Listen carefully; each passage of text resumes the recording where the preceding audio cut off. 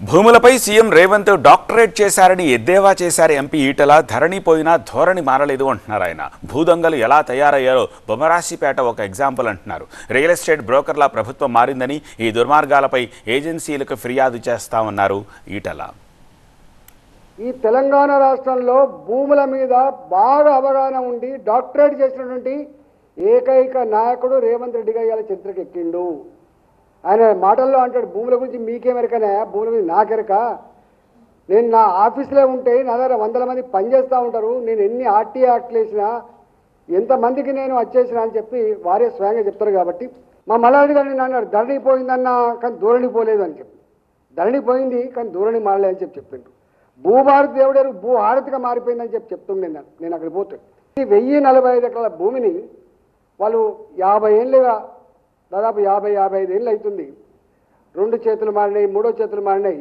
మన ధరణి వచ్చిన తర్వాత ఈ భూమి 65వ సంవత్సరంలో ఎవరైతే అమ్ముకున్నారో వాళ్ళ పేరు వచ్చింది. అది రాగానే గద్దల్లాగా వాలిపోయినరు, బ్రోకర్లు వచ్చిండ్రు. అప్పుడు ధర్నాలు చేస్తే నేను అప్పుడు ఎమ్మెల్యేగా ఉన్నప్పుడు పోయినా. ఆనాడు ఆ ప్రభుత్వం వెనుకకు తీసుకుంది, భయపడ్డది. కానీ రేవంత్ రెడ్డి ప్రభుత్వం వచ్చిన తర్వాత ఆ భూములు ఇవాళ పాతోని పేరిట 24 అవర్స్లో మారింది, పాతోళ్ళ పేరిట 24 అవర్స్లో మారింది. మళ్ళీ దాన్ని ఇంకొకరికి 24 గంటల్లో మళ్ళీ మార్చుకుంటారు. అంటే ఎంత భూ దొంగలో ఇలా బొమ్మరాజపేట ఎగ్జాంపుల్ కన్నీళ్ళు పెట్టిస్తూ ఉంటుంది.